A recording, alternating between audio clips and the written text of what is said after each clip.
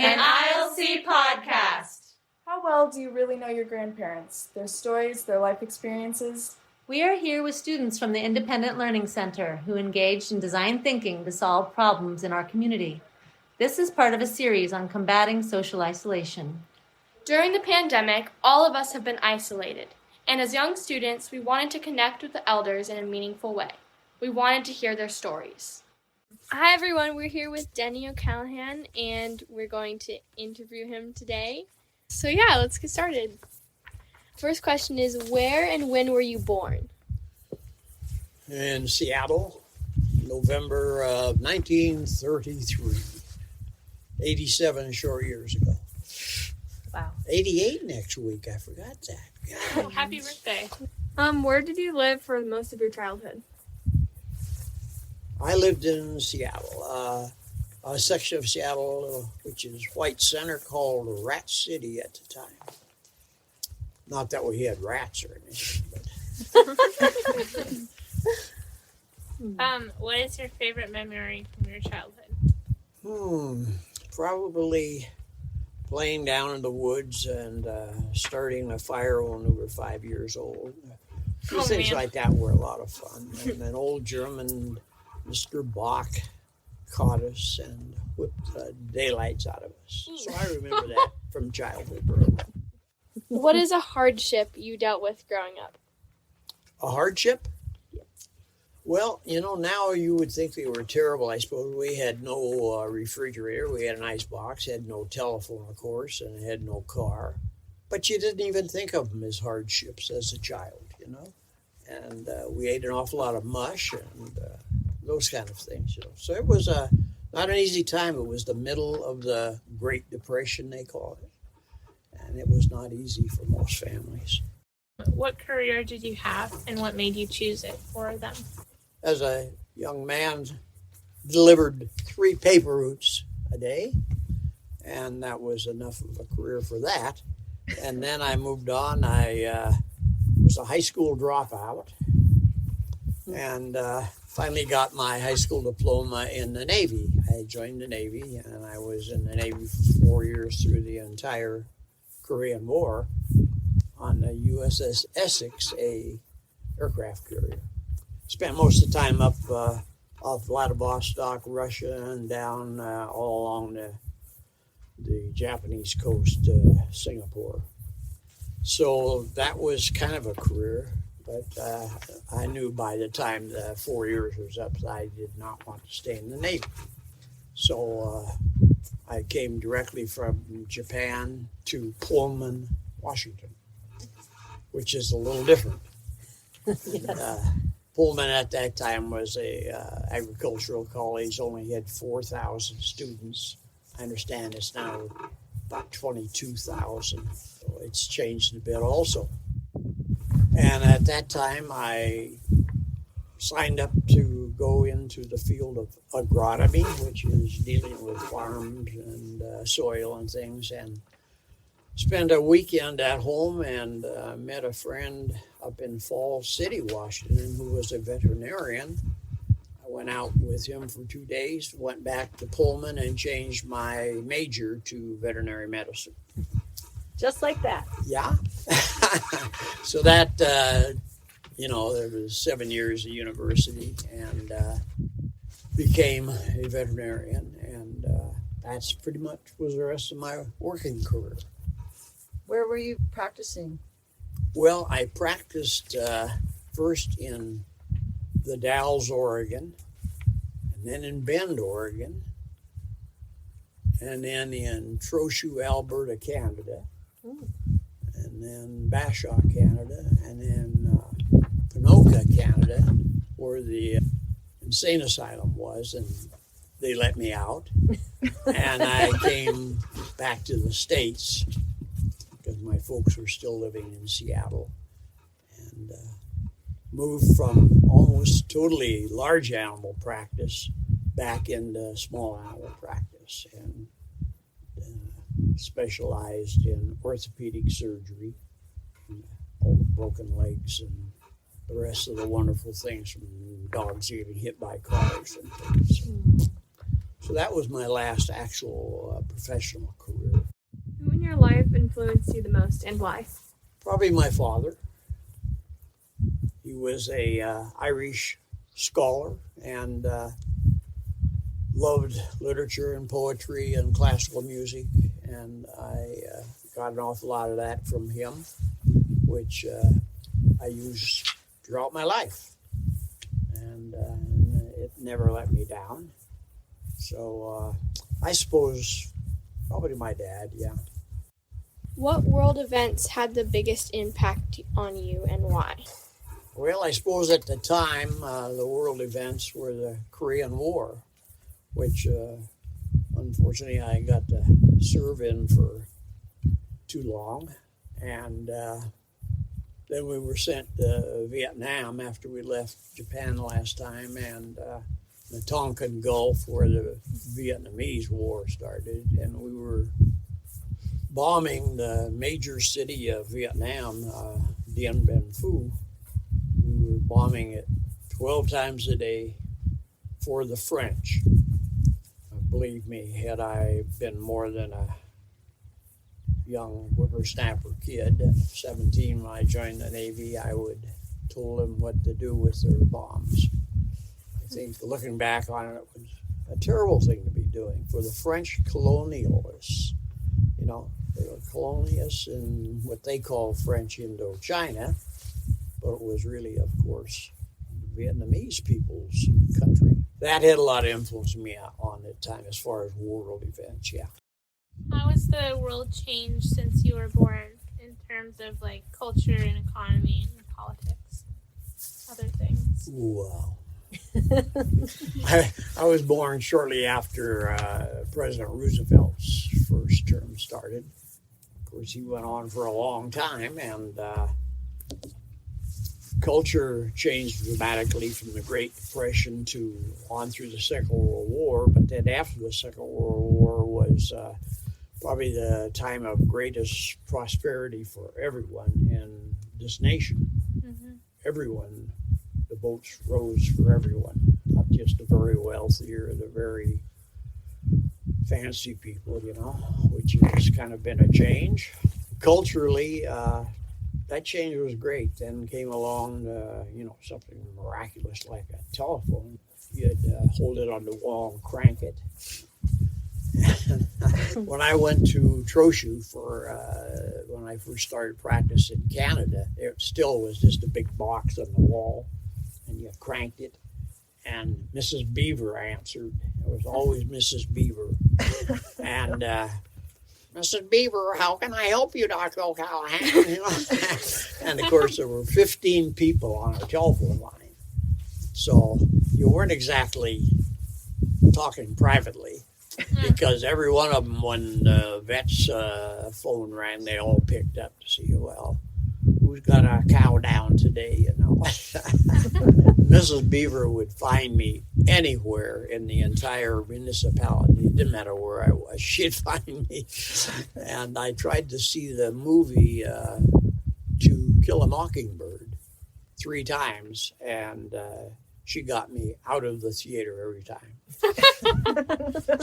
The guy'd come down the aisle and say, hey, Doc, Sam's got a cow down. You know, pitch dark in the middle of the theater.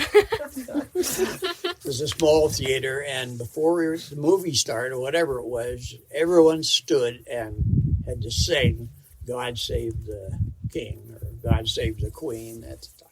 In Canada. Thought, oh, that's different. Being a Yankee alien, you know. So those are different. And the culture in the United States has changed. Of course, the internet and all that goes with that has changed it more than we ever could have anticipated. So, what do you think has been lost in that shift and change, and what has been gained, do you think? Well, I think the sense of community most places was hurt quite a bit because everybody was doing their own thing, you know, on the computer, and that changed a lot. When I grew up, you knew everyone on your entire block, really well. and if anybody had any kind of a problem or anything, it was instantly, everyone knew about it and everyone pitched in to help. And so that's changed in many ways. I've seen it in some of the blocks, like my son lives down Pasco now on a big city block. They know the two people next door, and kind of, it's just totally different. My oldest daughter in Seattle, Ballard, actually, she has made sure that everyone on their block knows each other, and she established a big picnic every year and closed off all the streets, and so but that's rather unique, actually, in the cities today. So we've kind of lost that, I think, a lot, and an awful lot of animosity toward other people that we didn't have in those days. So, and there's some things, of course, are better. Give me time and I'll think of some. No, it's like everybody tells me, well, there's some advantages to getting old, I just haven't run across them. I'm sure they're there. How has technology affected your life? Well, it's enabled me to do a lot of research faster, which in the good old days we had a set of Britannica, and you could spend 3-4 hours trying to track down one set of circumstances that you were interested in. And so that has made it very nice, because I'm always trying to track down something and always pursuing something. And I read probably 4 books a week, and there's a lot of things in any book you read, as you probably all know, that are of interest, and you try to find out a little more about them. So that's been probably the biggest advantage to me. You said you first were in the Navy and then you decided you wanted to become a vet. Like, what kind of made you decide to go down that path? Inspired. Yeah, what inspired you? 2 days with a veterinarian. Yeah, really. I always loved animals, and I farmed my last 2 years of high school before I dropped out. And don't tell your principal or anything, I got in a fight with the principal at Ferndale High School. English has always been my number one subject. I always had nothing but A in English all through my school, and I was missing 1/2 of a credit in English. The end of my, quote, senior year in Ferndale, and he said I'd have to come back for an entire year for that 1/2 a credit. And so we got in a bit of an argument, and I dropped out of high school and joined the Navy. Boy, I showed him. But these things happen when you're young. And anyway, it turned out well. But that really was what changed my mind, because I had actually, when I farmed with my uncle in Ferndale back in 1948 and 49, he was the last farmer in Whatcom County that farmed with a team of horses. So I loved those old horses. And when I stayed there, I had my own cow that I got to ship milk myself to the dairy, and that's what gave me enough money getting through high school and things. So, What inventions most amazed you? well, ice cream. No, that was before me. Still amazing. Yeah, my mother was a good Norwegian, and you didn't go to bed without your ice cream. It just wasn't feasible. So. And some things you don't want to change, so I've kind of maintained that custom. But anyway, inventions, I don't know, probably, I suppose the internet has been the most dramatic. Cars came along just barely before me, so. But I don't know, it was very nice to get a refrigerator, which to us was a brand new invention. But we still had an ice box, you know. The iceman would come around once a week. You know, we had an ice box, and no telephone, of course. So telephone for us was also a big invention. I still remember my phone number from West Seattle, West 4804. I'll just tell you a brief bit though about Please do. our best part of our life in many ways was mountaineering. Both Marilyn and myself belonged to the Seattle Mountaineers, and I led trips for the Mountaineers for 20 years of climbing and backcountry skiing and alpine scrambling. So mountaineering was a really important and a very, very rewarding part of our life. So we, of course, moved to the Methow because there were mountains here. And you didn't have to drive through Seattle traffic to get to them. So it was nice. And then, you know, when we first came here, it was truly a sense of place for us that has not left or lost that wonderful part of it. And I was one of the 5 founders of the Methow Conservancy that we started about 1996. And we started that just in time because the developers were getting happier and happier and coming in and wanted to develop all along the rivers and all the vacant area in Methow. So the Conservancy was one of the really wonderful things that I was involved in.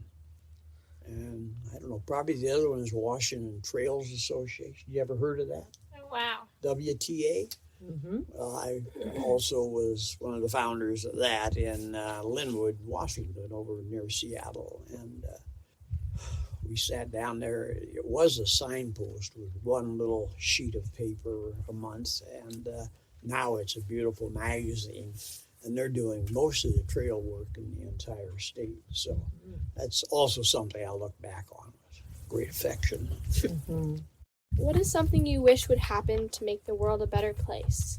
Well, I would like more things to follow along that we care about each other instead of everything for me. Actually, the size of the human brain has shrunk over the last 3,000 years, which is a little hard to realize. We thought we were getting smarter and smarter, but our brain has actually shrunk, and that's due to the fact that about that time, humans started coming together in communities, and so they had to be less dependent on defending themselves to death, you know, and fighting and all the rest of the things that each individual had to learn where to get his food and how he could kill a deer or something. And so it makes sense that it has actually changed, and I would prefer we kept that up some, and we've tried to do that here in the Methow. And things that we've been involved with, like Methow Home and things, have really worked toward that. So I would like to see more of that instead of less. What are important lessons you've learned in life? Important lessons. Well, that you do very definitely have to be responsible for your own behavior and things. And you can't always blame someone else for the difficulties or the things that happen to you. And, you know, maybe that sounds in contrast to what we were just talking about with the community, but it's not, because each one of us still has our individual responsibilities. I had 3 children, and I told each of them when they were younger than you that I figured at 18 they were people responsible for their own decisions, and you can't grow up and say, well, it's because my daddy said this or my mama did that or something. Those may be factors, but at 18 at least, in my day, you were responsible for your own decisions, and I think that's the way much preferable. What advice would you give to the younger generation? Don't get older. No,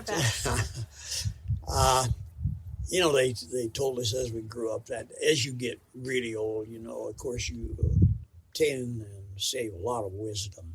So, high school kids and things are lined up out here in the street waiting for my wisdom. I don't see them. We are. We've arrived. Here we are. Yeah. We are. But what was the question again? What advice would you give to the younger generation, or just Oh. like youth in general? I don't know if I should get into that. That may be very troubling.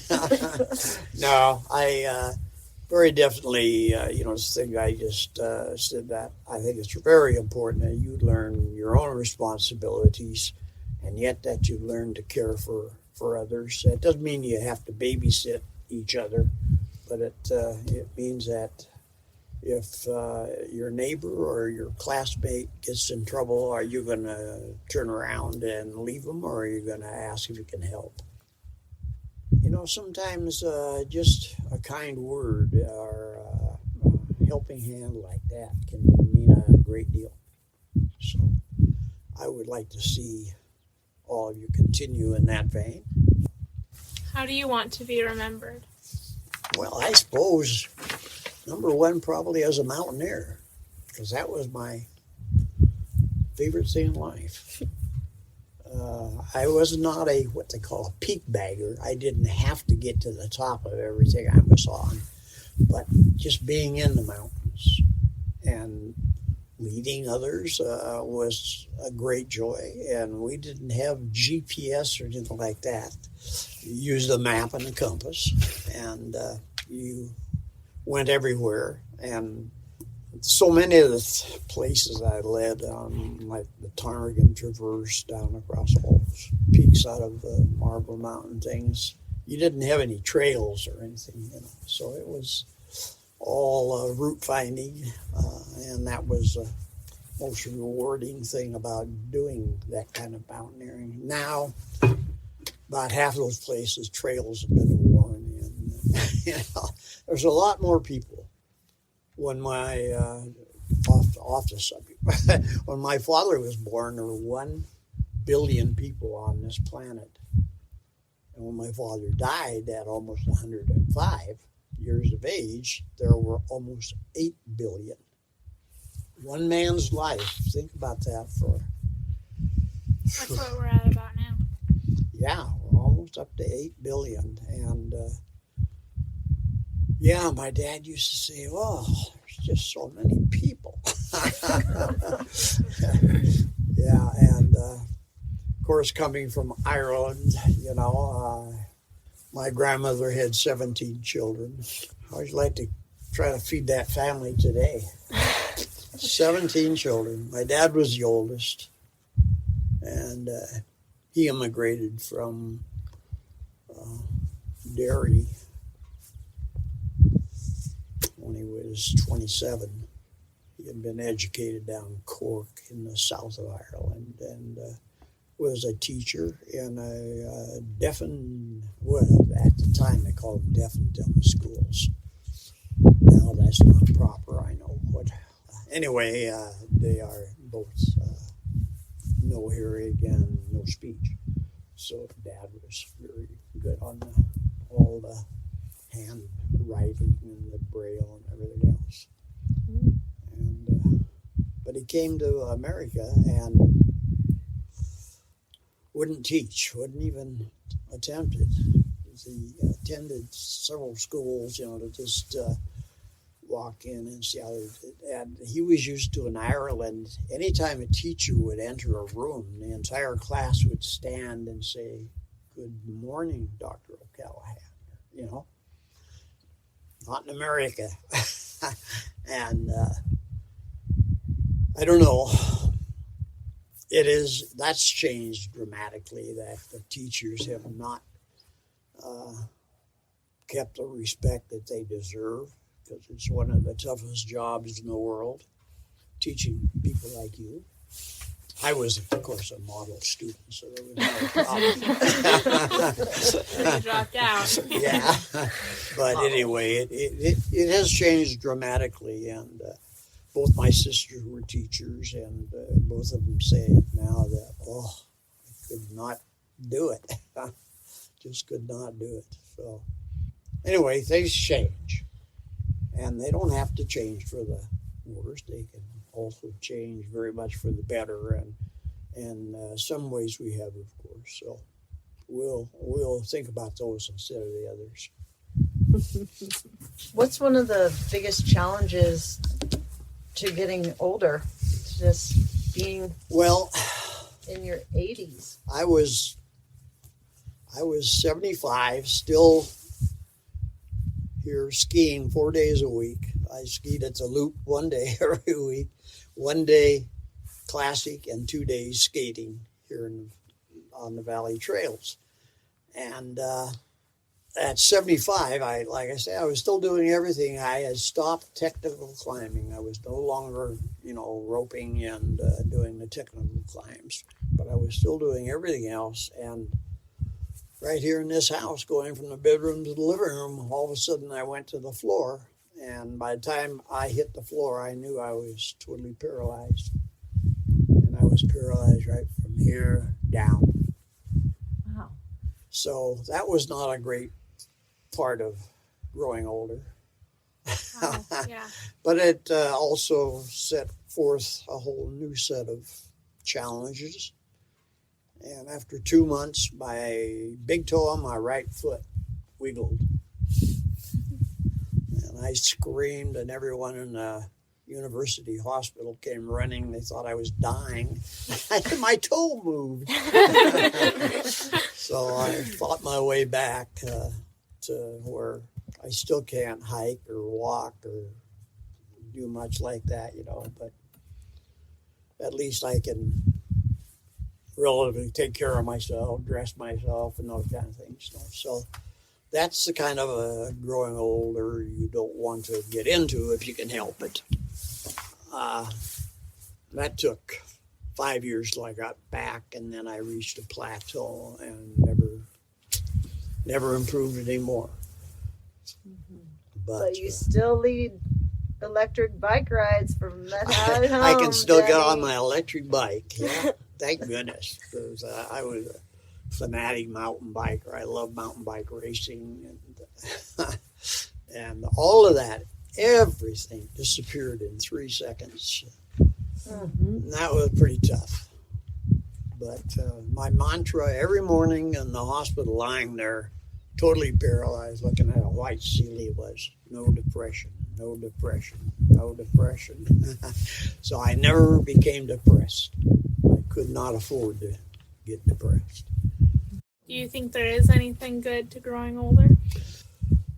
Yeah, I think, take care of yourself and don't do stupid things like become an alcoholic or a cigarette fanatic or something. It will help an awful lot physically.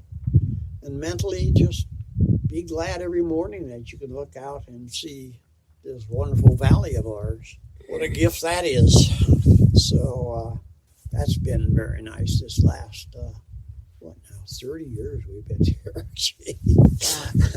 I retired early because I had so much I wanted to do and so many things to do that, you don't have to. Well, if you want a world cruise every year, then you probably better be a millionaire, but that wasn't my interest. And so you don't have to work forever just to make more money.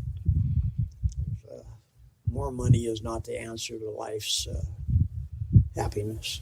I hope you understand the chance you have by living here as opposed to in the heart of Seattle or New York City or something. It's a great opportunity. I led the nature tours on skis and snowshoes out of Sun Mountain for 14 years in the winter. That was a great experience because it had people from Atlanta, Georgia, and from New York and Chicago. And most of them thought that nature in the winter was white snow and blue skies and green trees. That was it. And so we got into hibernation and all the creatures that were living in the subnivean layer, underneath the snow, and how they lived and the relationship of that. And it was quite a eye-opener to most of them. So that was kind of fun. And, here the aspen, what aspen are. They just lost their leaves a couple of days ago. But every aspen in that entire thing you see there is a copse of aspen, and they're all related, every one of them. And they all grow pretty much alike. Now, there's a copse up at Sun Mountain that every aspen tree in that entire copse of trees has got a crooked trunk, every one of them.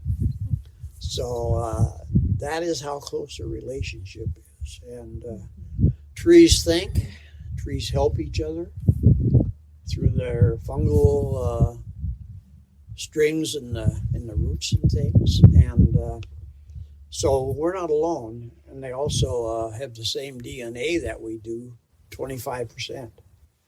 So,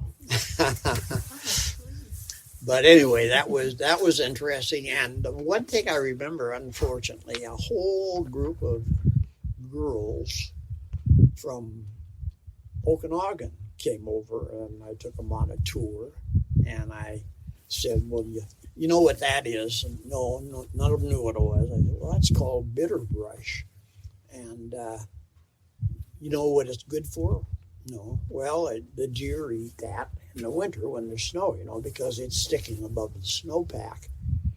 And so I just to find out, I think each one of you should chew a little bit of it and see why the deer like it so well. Which they all did, and gosh, surprised, none of them liked it. So what I'm saying, though, is be aware of where you are, what's around you, and you'll never learn all there is to know about nature, and it's just an incredible lesson. It never quits teaching. So take advantage of being here and living where you can see nature like this, because many people never do get that opportunity. Anyway, the best thing about growing old is life is still good. I just love life. You've been listening to an ILC podcast with Isla, Willow, Caitlin, and Bella. Thanks for joining us.